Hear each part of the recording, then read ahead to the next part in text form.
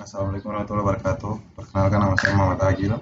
Hari ini saya akan mempresentasikan tugas perencanaan sumber daya perusahaan. Pertama, bab 1, pendahuluan.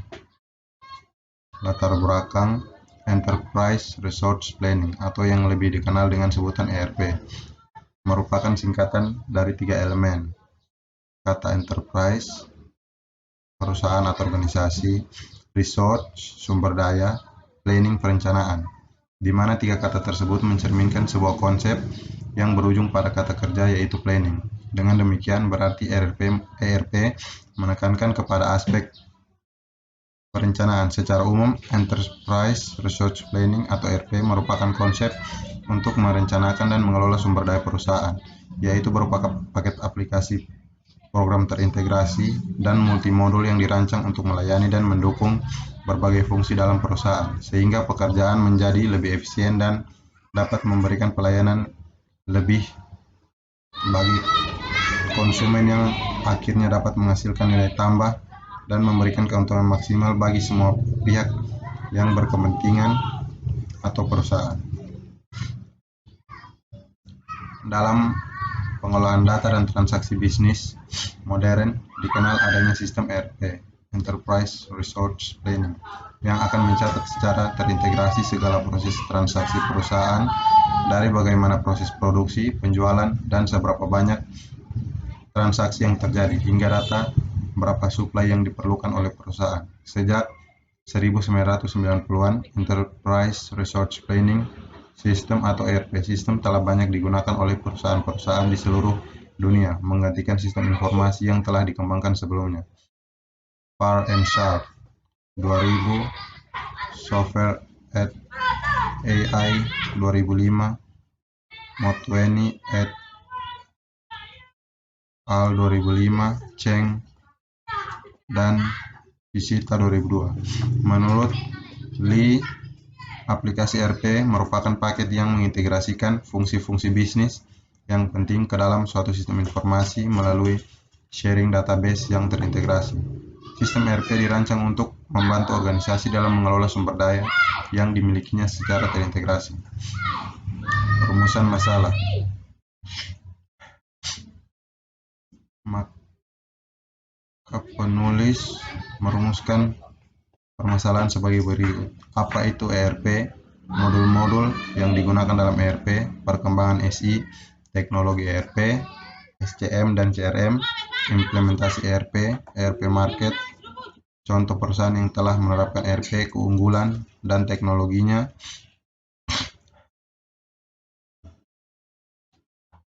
dan juga contoh tujuan. Tujuan dari pembuatan makalah ini adalah guna melengkapi tugas mata kuliah ERP dan dapat membantu menambah wawasan dan pengetahuan terhadap mahasiswa. Bab 2, pembahasan. Pengertian ERP. Perencanaan sumber daya perusahaan atau sering disingkat perencanaan sumber daya perusahaan atau sering disingkat ERP dari istilah bahasa Inggrisnya. Enterprise Resource Planning adalah sistem informasi yang diperuntukkan bagi perusahaan, manufaktur maupun jasa yang berperan mengintegrasikan dan mengotomasikan proses bisnis yang berhubungan dengan aspek operasi, produksi maupun distribusi di perusahaan bersangkutan. Enterprise Resource Planning merupakan sebuah teknologi sistem informasi yang terintegrasi dan digunakan oleh manufaktur kelas dunia dalam meningkatkan kinerja perusahaan. ERP adalah suatu sistem baik sebagai suatu sistem perencanaan maupun sebagai sistem informasi. Manfaat menggunakan sistem ERP. Jika Anda sedang mempertimbangkan untuk menerapkan sistem ERP, meningkatkan sistem yang ada, atau bahkan jika Anda belum yakin apakah Anda memerlukan sistem ini, ada baiknya Anda mengetahui dan memahami manfaat yang dapat diberikan oleh sistem ERP bagi bisnis Anda.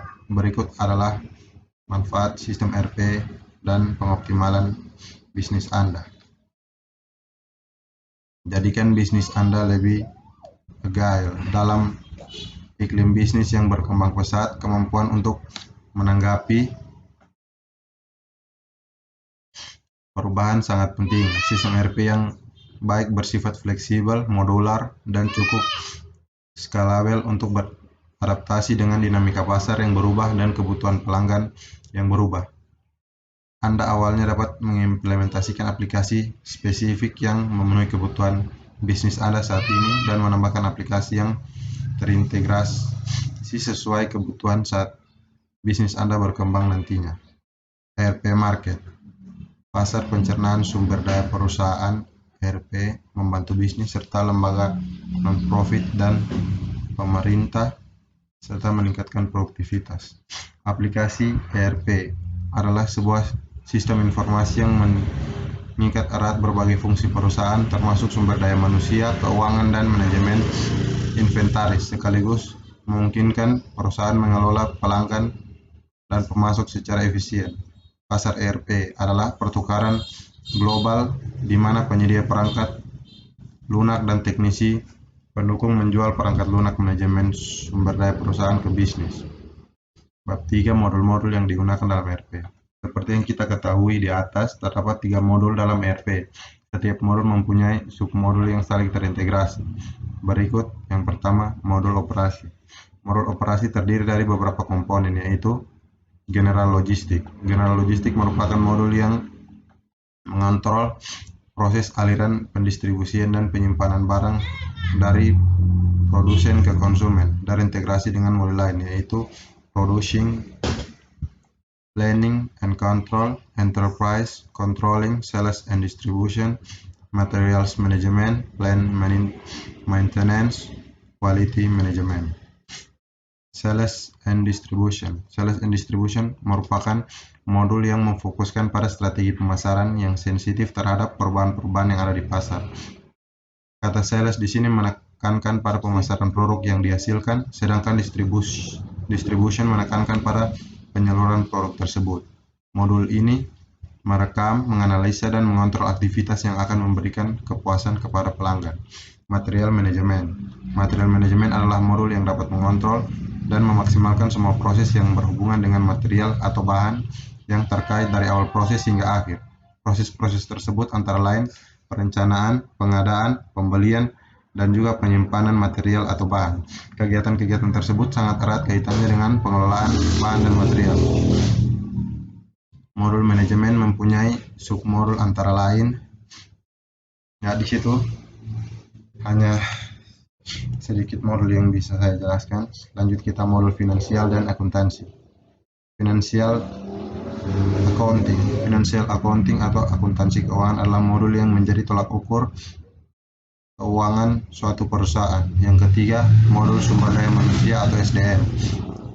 Yang pertama, Personal Time Management, modul yang mengatur pembagian jam kerja bagi karyawan termasuk pembagian cuti karyawan.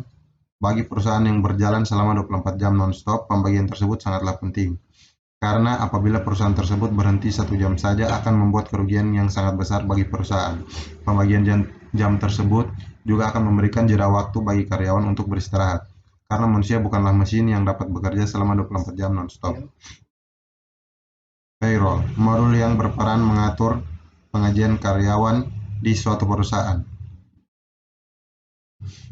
Gaji merupakan salah satu hal pokok dalam sebuah perusahaan, bahkan gaji dapat menjadi salah satu penunjang hubungan baik antara perusahaan dan karyawannya. Pengaturan gaji yang tidak baik dapat mempengaruhi kinerja karyawan di sebuah perusahaan dan menurunkan kinerja karyawan akan menurunkan omset perusahaan tersebut. Organizational Management. Modul ini mengelola struktur organisasi terhadap SDM yang dimiliki suatu perusahaan. SDM merupakan suatu aset yang dimiliki oleh perusahaan. Pengelolaan aset yang tidak baik akan sangat berpengaruh terhadap jalannya perusahaan, apalagi SDM adalah salah satu aset yang sangat berharga. Suatu perusahaan tidak dapat berjalan tanpa adanya SDM. Bab 4. Pengembangan SI. Konfigurasi sistem informasi yang digunakan saat ini sangat disebabkan oleh banyaknya perkembangan kemajuan perangkat keras dan teknologi perangkat lunak. Selain itu, juga terdapat perubahan pada pengembangan visi sistem yang terintegrasi dan melakukan re-engineering perusahaan untuk lebih fokus fungsional ke proses. Fokus atau harapan manajemen akan benefit yang harus diberikan teknologi informasi dan penggunaan atau fungsinya sehari-hari untuk memenuhi harapan tersebut. Reducing costs. Permasalahan pertama yang bisa ditemui oleh para manajer di perusahaan adalah problem efisien proses kerja atau aktivitas operasional setiap hari. Secara tidak ragu-ragu, perusahaan akan menanamkan investasinya untuk membeli komputer jika jelas terbukti bahwa urusan administrasi akan menjadi lebih murah, baik, dan lebih cepat dalam 3 hal pokok: efisien, efektivitas, dan kontrol internal. Bab 5. Teknologi ERP.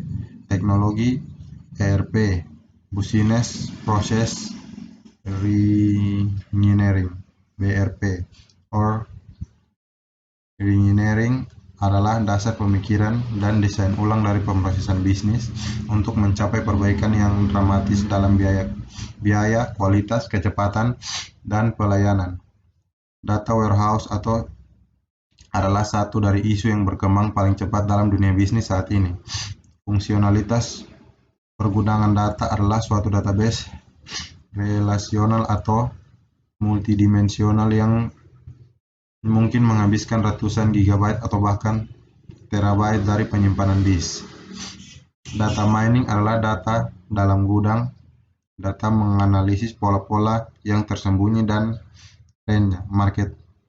Basket analis untuk mengidentifikasi tumpukan produk baru, menemukan akar penyebab dari kualifikasi atau permasalahan produk. Lab adalah aplikasi analisis bisnis. Memilih istilah lain yang digunakan adalah aplikasi online analytical processing (OLAP). Aplikasi ini meliputi pendukung keputusan, pemodelan, penarikan informasi, pelaporan analisis, dan analisis bagaimana jika.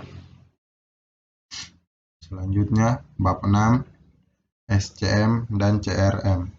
CRM merupakan kepanjangan dari Customer Relationship Management, yang berarti suatu proses yang digunakan untuk memastikan layanan sampai kepada pelanggan setelah penjualan selesai dengan mengotomasi proses bisnis yang digunakan untuk penjualan, layanan, dan dengan kata lain, CRM sebagai sarana penghubung dari suatu perusahaan ke pelanggan.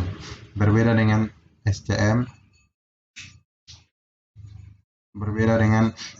CRM, SCM itu sendiri merupakan kepanjangan dari Supply Chain Management, adalah suatu proses yang digunakan untuk memastikan bahwa kualitas produk yang dihasilkan sudah melalui proses materi, informasi, dan sumber daya keuangan secara tepat waktu. Dengan kata lain, dalam proses produksi barang, perusahaan harus bisa menempatkan tujuan CRM. Dengan menggunakan aplikasi spreadsheet seperti Microsoft Excel, OpenOffice pun bisa dibuat CRM sederhana. Data pelanggan secara rajin dan teliti dicatat, sehingga setiap mereka menggunakan jasa produk kita bisa melayani sesuai riwayat data transaksi. Tidak perlu mereka ditanyai satu persatu secara detail. Bahkan cukup dengan menyebutkan customer ID, kita bisa tahu semua informasi detail mereka. Tujuan penggunaan aplikasi Customer Relationship Management bidang pariwisata yang merupakan perusahaan jasa yang memiliki tujuan dalam penggunaan Customer Relationship Management. Manfaat dan tantangan CRM. Ada banyak manfaat bisnis yang potensial dari manajemen hubungan pelanggan. Sebagai contoh, CRM merupakan sebuah bisnis untuk mengidentifikasi dan membuat target bagi pelanggan yang terbaik, mereka yang paling menguntungkan bisnis sehingga mereka dapat dipertahankan sebagai pelanggan abadi. CRM memungkinkan konsumen kustomisasi seketika dan personalisasi dari produk dan layanan berdasarkan keinginan, kebutuhan, dan kebiasaan membeli dari pelanggan dan siklus hidupnya. CRM juga dapat melacak kapan pelanggan menghubungi perusahaan. Tujuan aplikasi SCM. Tujuan dari supply chain adalah untuk memastikan sebuah produk berada pada tempat dan waktu yang tepat untuk memenuhi permintaan konsumen tanpa menciptakan stok yang berlebihan atau kekurangan serta memberikan keuntungan besar bagi perusahaan. Manfaat dan tantangan SCM. Menciptakan SCM seketika adalah hal yang menakutkan dan berkelanjutan serta seringkali menjadi kegagalan karena beberapa alasan. Alasan utama bahwa perencanaan, seleksi, dan implementasi solusi SCM menjadi lebih kompleks saat kecepatan teknologi mengubah penempatan dan jumlah mitra perusahaan yang bertambah. Bab 7. Implementasi ERP. Implementasi software ERP merupakan bagian dari strategi pengoptimasian kegiatan internal suatu bisnis perusahaan, atau bisa dibilang sebagai tahap pengaplikasian fungsi software ERP terhadap kegiatan operasional yang terjadi di dalam perusahaan Anda. Orang yang bertugas melakukan implementasi software ERP disebut dengan implementer. Saat ini terdapat 3 jenis sistem implementasi software ERP yang sering digunakan oleh perusahaan, dan masing-masing perusahaan bisa menggunakan implementasi yang berbeda karena tergantung dengan kebutuhan dan ukuran perusahaan itu sendiri. Maka jenis implementasi software ERP juga harus disesuaikan. Berikut 3 jenis implementasi software ERP.